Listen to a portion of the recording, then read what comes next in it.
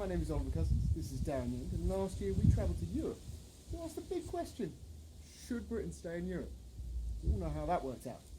We came to the conclusion that people should decide themselves, didn't we? Yeah, I think you should just take the decision away from them. Yeah, like, it's retrospect, complete idiots, aren't we? Jeez. Anyway, we've returned to the Canary Islands, haven't we? Yeah. See, like, if the rift between our two peoples can't be healed. Turn the page, wait for applause. How would you describe the mixed feelings of viewing each hotel and wondering, would this be ours? there was all shit. Some of them were actual building sites. Yeah. I think there was all shit apart from one. And we both knew that was... Yeah. We without even saying the name, we knew that wasn't ours. To be fair, I was pleasantly surprised at this hotel. It's not awful. No, but it's not as bad as what I'd built it up to be. I mean, I'd built it up to be like Beirut, like in the 90s. Old school Beirut, yeah.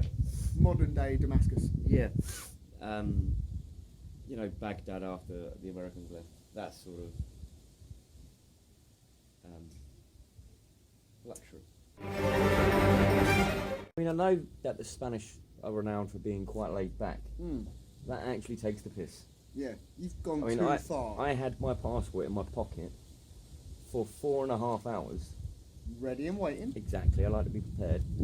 Under the premise, you know, of any other time I've been abroad, of needing it at the other end. Yeah. You know, homeland security and all that safety shit. It is officially harder to get out of Sandy train station than it is this airport. I think I had more problem checking into the hotel. I mean, she was the first person to ask for a passport. With a Spanish accent. Yeah. But she's still got them, hasn't she? I think Well, she's sold those now. Well, unless the people at EasyJet. No, I don't even think they asked to see my passport. Yeah, they must have done. No. You sent them that photograph that time. Well, no, they've got obviously on my boarding pass, but like when you go on a plane, they then Checking right, at the top of the stairs. yeah, go right. Let me see your passport. All right, cool. There you go. I don't even think they asked for it. No, they didn't. We strolled straight on, and I had the passport in my hand. Yeah, I think I had mine. Yeah, in mine. They didn't even they didn't even ask because they asked to see your boarding pass and they tell you where you're sitting. We just found it ourselves. It was like a fucking free for all. It was a shambles.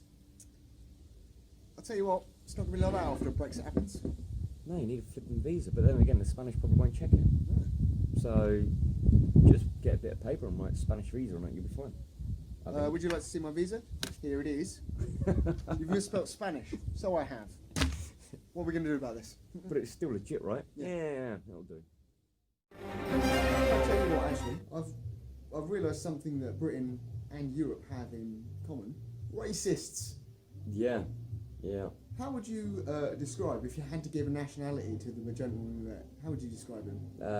Olive-skinned, black slicked hair. Yeah. So right now people watching it would say, he's Italian. No, I thought they were going to say you. No, not me. Alright, fair enough. Yeah, but he did look Italian, let's be fair. Yeah. Who were the people he didn't like and strongly went on about it to strangers for quite some time? Italians. Yeah, did not like the Italians. No, love the British. Yeah, not the Italians. You know, we've been doing our learned work. I think we're in a position to answer the question, can the Brexit rift be healed? I'll remember to go in and pose that question before this. That'll be good. And frankly, I think there are two ways you can look at this argument. Right? And we're going to pose them to you. Okay. And see which one you think is the most accurate. Position the first, for real this time. Okay. Freedom isn't free. There's a hefty blooming fee. And, you know, are you going to ship in your Bucko 5? If not, who will?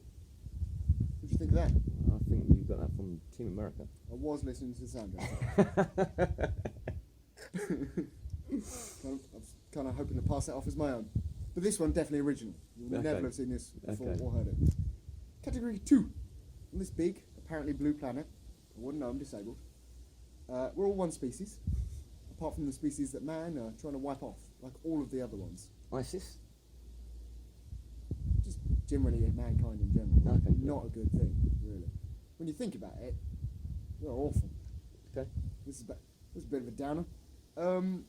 It's completely in contrasting to the message, actually. Anyway, yeah, so position 2. There are no strangers on this planet, only friends you haven't met. Well, I already know that you didn't make that up. I think that's on the sign of Crafty Cow, or the Highlander. I don't know what you're talking about. I will take a photo. I've already taken a photo, it'll already be in here.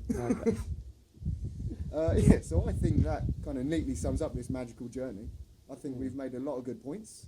We've answered many a question. I don't think we have, to be fair. Yeah, you know, you're right. I don't think we've actually answered a single question. I think the whole point of this is, well, there is no point.